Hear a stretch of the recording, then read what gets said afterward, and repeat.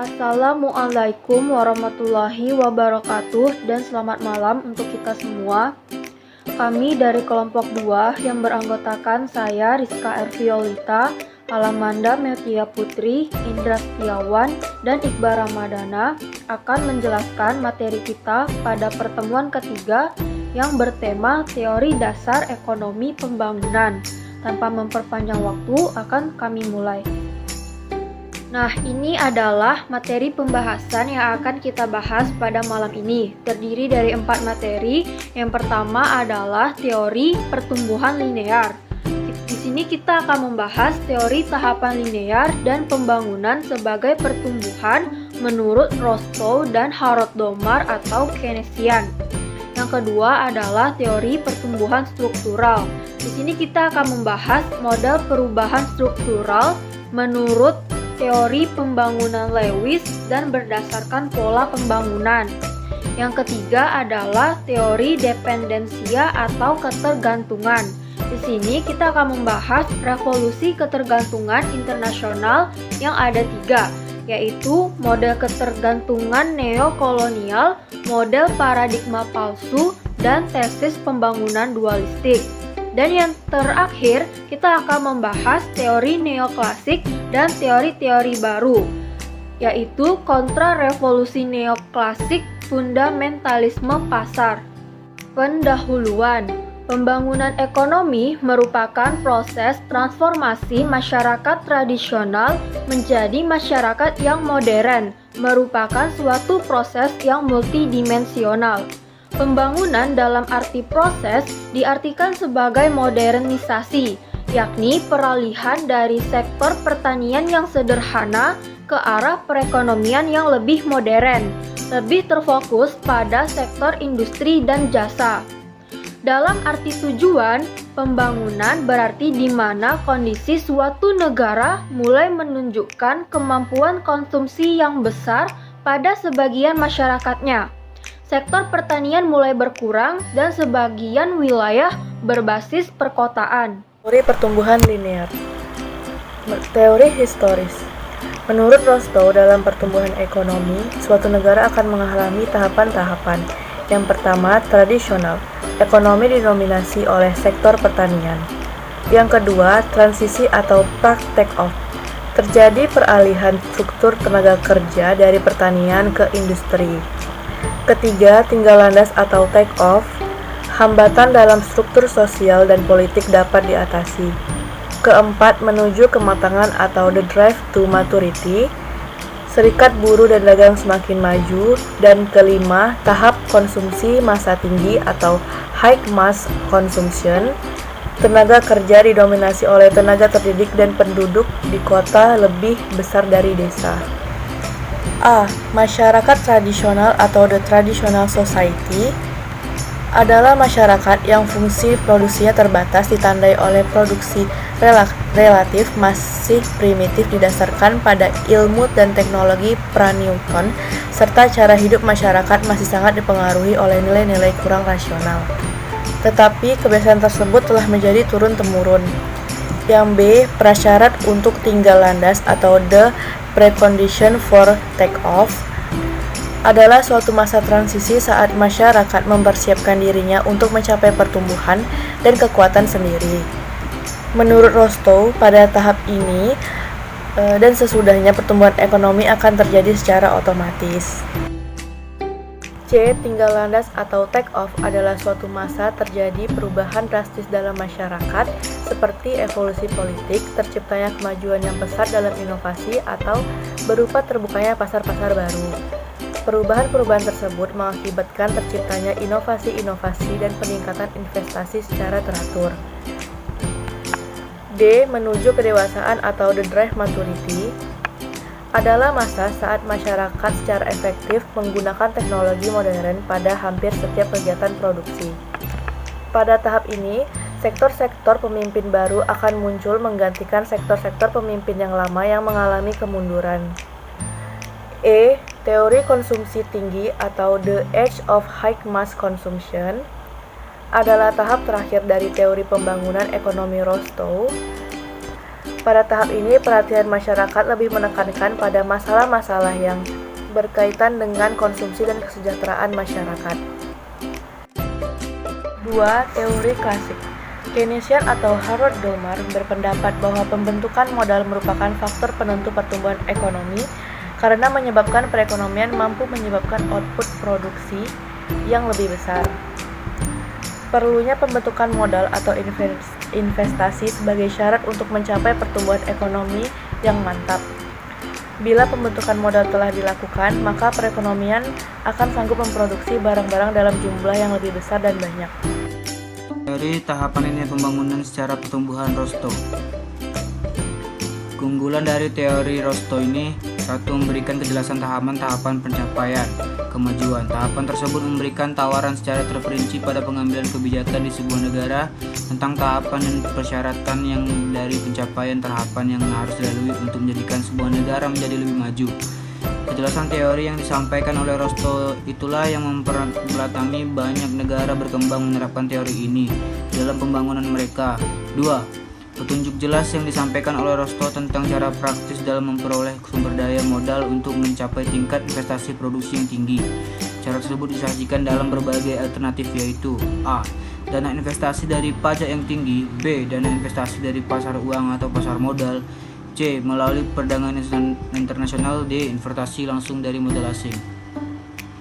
Namun kelemahan dari teori Rostow tersebut adalah satu, sering terjadi pertumbuhan ekonomi yang tidak semu seperti yang diharapkan oleh teori ini. Hal yang tersebut dilakukan karena pertumbuhan ekonomi tertutupi oleh pertumbuhan penduduk akibat penurunan angka kematian. Akibat lanjutannya adalah sebuah negara menjadi sulit untuk berkembang dan melalui tahap tinggal landas. 2. Negara dasar teori ini seringkali negara harus melakukan mobilisasi seluruh kemampuan modal dan sumber daya alam sehingga mencapai tingkat investasi produktif sebesar 10% dari pendapatan nasionalnya. Efek dari teori itu adalah terjadi eksploitasi besar-besaran terhadap sumber daya alam dan bahan-bahan mentah tanpa mempertimbangkan kelestarian alam dan pembangunan kelanjutan di masa yang akan datang. Kerusakan alam justru berakibat dalam penurunan ekonomi masyarakat tradisional, penurunan kesehatan, merebaknya penyakit, kerawanan sosial, dan sebagainya. Kritik terhadap teori pertumbuhan Rostow. 1. Teori Rostow dianggap terlalu sederhana. 2. Rostow menyebut tentang tabungan dan investasi, namun tidak mengklarifikasi mengenai perlunya infrastruktur keuangan untuk menyalurkan tabungan yang ada ke dalam investasi. 3. Bahwa investasi yang dimaksud Rostow belum tentu akan menghasilkan pertumbuhan ekonomi. 4. Rostow tidak memasukkan unsur-unsur lain sebagai pendorong pertumbuhan ekonomi. Perlunya infrastruktur lainnya seperti sumber daya manusia atau pendidikan, jalan, jalur kereta api, dan jaringan komunikasi. 5. Teori Rostow tidak menjelaskan bahwa efisiensi dari penggunaan investasi apakah ditunjukkan untuk aktivitas produksi atau untuk penggunaan lain. Yang kedua merupakan teori pertumbuhan struktural, di mana pada model perubahan struktural terdapat dua, yaitu teori pembangunan Lewis serta pola pembangunan. Teori pertumbuhan struktural pada dasarnya lebih menitik beratkan pembahasan pada mekanisme transformasi ekonomi yang sedang dialami oleh negara sedang berkembang, yang semula lebih bersifat subsisten dan menitik beratkan pada sektor pertanian menuju ke struktur perekonomian yang lebih modern dan sangat didominasi oleh sektor industri dan juga jasa. Seperti apa yang saya tadi katakan, bahwa teori pertumbuhan struktural itu terdapat dua model. Yang pertama itu adalah teori yang dikemukakan oleh Arthur Lewis. Teori model 2R sektor Lewis ini terdapat dua. Yang pertama itu adalah pada perekonomian tradisional. Dalam teori ini, Lewis berasumsi di daerah pedesaan dengan perekonomian tradisional mengalami surplus tenaga kerja. Perekonomian tradisional menggambarkan bahwa tingkat hidup masyarakat berada di kondisi subsisten. Ini diakibatkan adanya kelebihan penduduk dan ditandai dengan produktivitas marginal tenaga kerja sama dengan nol. Situasi ini memungkinkan Lewis untuk mendefinisikan kondisi di mana surplus tenaga kerja sebagai suatu fakta, bahwa jika sebagian tenaga kerja tersebut ditarik dari sektor pertanian, maka sektor pertanian tidak akan kehilangan outputnya. Yang kedua itu adalah perekonomian industri. Pada perekonomian industri terletak pada perkotaan modern. Yang berperan penting adalah sektor industri. Ciri pada perekonomian ini adalah tingkat produktivitas yang tinggi dan tempat penampungan tenaga kerja yang ditransfer dari sektor subsisten.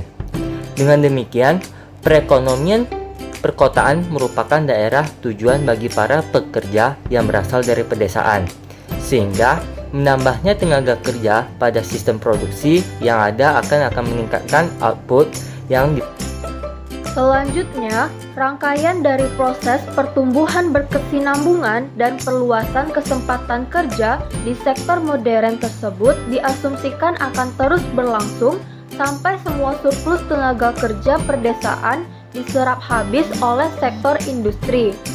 Tenaga kerja tambahan hanya dapat ditarik dari sektor pertanian dengan biaya yang lebih tinggi karena hal tersebut akan mengakibatkan merosotnya produksi pangan.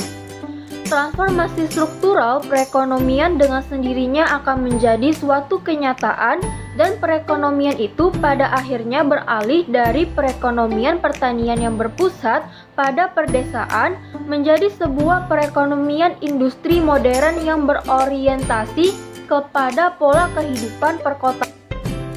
Selanjutnya yang kedua adalah pola pembangunan. Seperti model Lewis di awal, analisis pola pembangunan perubahan struktural berfokus pada proses berurutan melalui ekonomi, industri, dan struktur institusional dari ekonomi berkembang diubah seiring waktu sehingga memungkinkan industri baru menggantikan pertanian tradisional sebagai penggerak roda pertumbuhan ekonomi. Sehingga berbeda model Lewis dan pandangan tahap awal pembangunan meningkatkan penghematan dan penginvestasian dirasakan oleh analisis pola pembangunan sangat dibutuhkan tetapi bukan kondisi yang cukup untuk pertumbuhan ekonomi. Pada tambahan akumulasi modal, baik fisik maupun sumber daya manusia, merupakan paket perubahan yang saling berhubungan pada struktur ekonomi suatu negara yang dibutuhkan untuk beralih dari sistem ekonomi tradisional ke modern.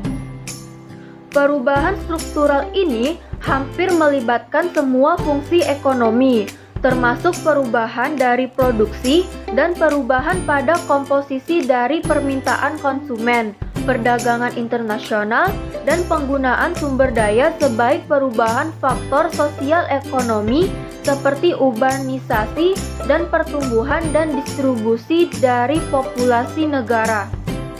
3. Teori dependensia atau ketergantungan. Teori ini berusaha menjelaskan penyebab keterbelakangan ekonomi yang dialami oleh negara berkembang. Asumsi dasar teori ini adalah pembagian perekonomian dunia menjadi dua golongan. Yang pertama adalah perekonomian negara maju dan yang kedua adalah perekonomian negara yang sedang berkembang. Interaksi yang terjadi antara negara maju dan negara miskin lebih bersifat eksploitasi negara maju terhadap negara miskin. Dominasi perekonomian oleh negara-negara core dan rekayasa eksploitasi yang dilakukan oleh mereka pada akhirnya menjadikan negara-negara pinggiran semakin bergantung kepada negara-negara pusat. Proses eksploitasi dalam sistem kapitalis ini juga diiringi dengan proses korupsi dan ketidakadilan dalam setiap tingkat struktur pemerintahan yang mengabdi kepada kepentingan pemilik modal dari sistem kapitalis internasional. Teori ini berpangkal pada filsafat materialisme yang dikembangkan oleh Karl Marx. Salah satu kelompok teori yang tergolong teori struktural ini adalah teori ketergantungan yang lahir dari dua ahli, yakni seorang ahli penafsiran liberal Raoul Prebisch dan seorang pemikir Marxis yang merevisi pandangan Marxis tentang cara produksi Asia yaitu Paul Baran. Pertama, Raoul Prebisch, industri substitusi impor. Menurutnya, negara-negara terbelakang harus melakukan industrialisasi yang dimulai dari industri substitusi impor. Kedua, Paul Baran, sentuhan yang mematikan dan kretinisme. Baginya, perkembangan kapitalis di negara-negara pinggiran beda dengan kapitalis di negara-negara pusat. Di negara pinggiran, sistem kapitalisme seperti terkena penyakit kretinisme yang membuat orang tetap kerdil. Model kecenderungan neokolonial merupakan perkembangan tidak langsung dari pemikiran Marxis. Model ini menghubungkan keberadaan langsung dari keterbelakangan evolusi sejarah dalam sistem kapitalis internasional dengan hubungan negara kaya, negara maju yang sangat tidak merata.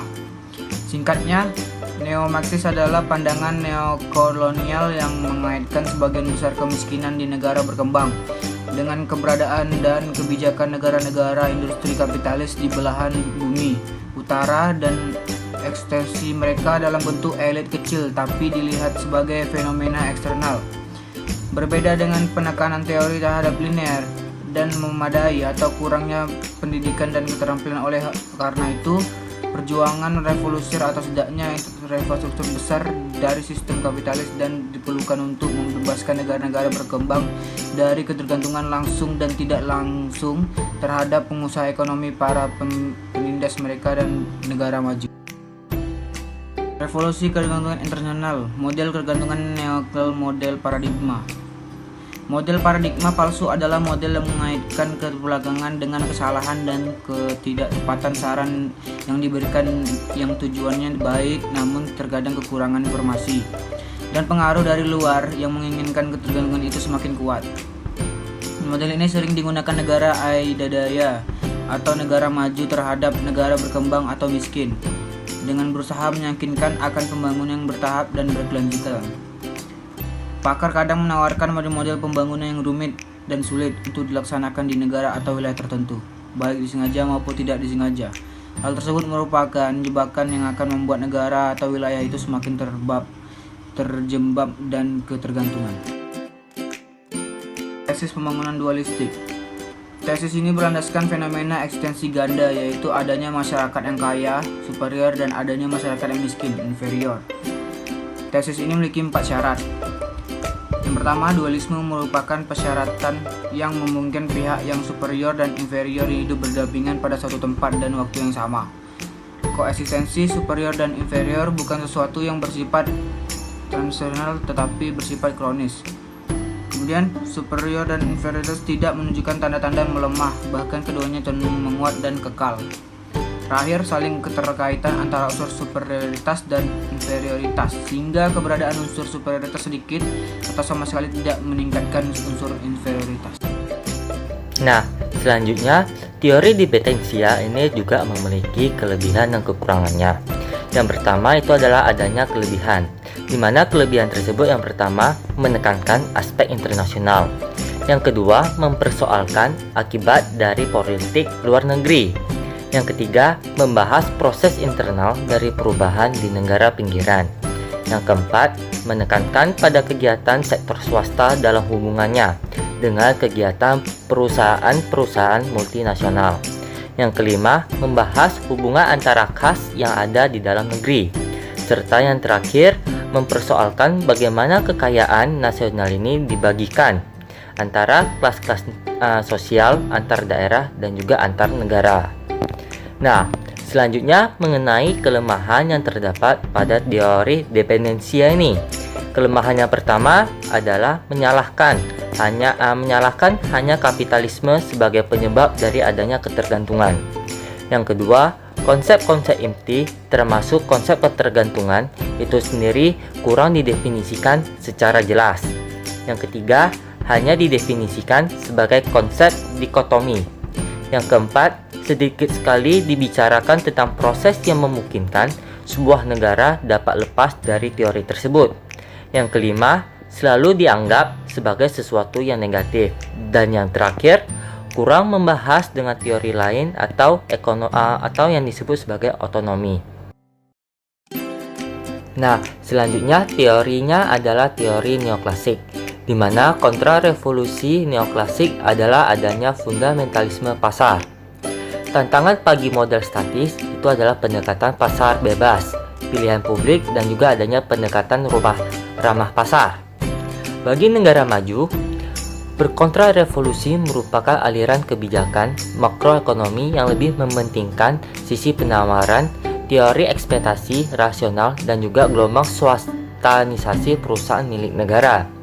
Bagi negara berkembang, kontrarevolusi merupakan pasar yang lebih bebas dan adanya berbagai bentuk campur tangan pemerintah dalam perekonomian nasional yang berupa kepemilikan perusahaan-perusahaan oleh pihak pemerintah. Teori ini berkembang sejak tahun 1950-an yang berkembang berdasarkan analisis mengenai pertumbuhan ekonomi. Ekonom yang menjadi perintis dalam mengembang teori tersebut adalah Robert Solow dan juga Trevor Swan. Menurut teori ini, pertumbuhan ekonomi tergantung kepada pertambahan penyediaan faktor produksi yang merupakan penduduk, tenaga kerja, akumulasi modal, dan tingkat kemajuan teknologi. Pandangan teori ini didasarkan kepada anggapan yang mendasari analisis klasik, yaitu perekonomian akan tetap mengalami tingkat pengerjaan penuh atau full employment dan kapasitas peralatan modal akan tetap sepenuhnya digunakan sepanjang waktu. Kelebihan dan kelemahan teori neoklasik. Kelebihannya adalah meningkatkan keuntungan penjual atau pembeli secara individual, pencapaian kemajuan ekonomi dengan kepentingan pribadi, keuntungan bersama yang diperoleh dari perdagangan internasional. Untuk kelemahannya adalah jika pasar neoklasik ini dianggap terlalu kaku, maka akan terdapat campur tangan dari pemerintah. Masih dalam lingkup monopoli, campur tangan ini jika dalam kinerja pasar tidak akan bisa dikendalikan dengan baik. Teori-teori baru. Teori pertumbuhan baru atau NGT. Teori pertumbuhan baru yang pada dasarnya merupakan teori pertumbuhan endogen, memberikan kerangka teoristis untuk menganalisis pertumbuhan endogen, karena menganggap pertumbuhan GNP lebih ditentukan oleh sistem proses produksi dan bukan berasal dari luar sistem. Berbeda dengan teori tradisional neoklasik yang menganggap pertumbuhan GNP sebagai akibat dan keseimbangan jangka panjang. Motivasi dasar dari teori NGT adalah menjelaskan perbedaan tingkat pertumbuhan antar negara dan proporsi yang lebih besar dan pertumbuhan yang diamati. Teori geografi ekonomi baru atau NEG merupakan salah satu sumbangan yang paling penting oleh teori neoklasik adalah pengenalan terhadap keuntungan aglomerasi atau PRIR 1992-34. Pelopor teori neoklasik mengajukan argumentasi bahwa aglomerasi muncul dari perilaku para pelaku ekonomi dalam mencari penghematan aglomerasi, baik penghematan lokalisasi maupun urbanisasi. Teori perdagangan baru atau NTT merupakan teori keunggulan komparatif mengajukan dalih bahwa yang pertama, negara berdagang untuk memperoleh keuntungan dan perbedaan sumber daya alam yang mereka miliki. Kedua, daerah akan berspesialisasi berdasarkan keunggulan komparatif yang mereka miliki. Nah, selanjutnya kritik terhadap teori pertumbuhan yang baru. Ada satu kelemahan mencolok dalam teori pertumbuhan yang baru, yaitu ketergantungan kepada sejumlah asumsi neoklasik tradisional yang sebenarnya sudah jelas terbukti tidak cocok untuk diterapkan kepada negara-negara berkembang. Struktur insentif yang buruk di negara berkembang tidak memungkinkan terciptanya akumulasi tabungan dan investasi yang tinggi. Yang terakhir, serangkaian studi empiris terhadap nilai atau bobot prediktif teori-teori pertumbuhan endogen berkesimpulan bahwa teori-teori itu tidak mampu memberikan prediksi yang cukup akurat. Terima kasih telah menonton video presentasi kami. Assalamualaikum warahmatullahi wabarakatuh. Selamat malam.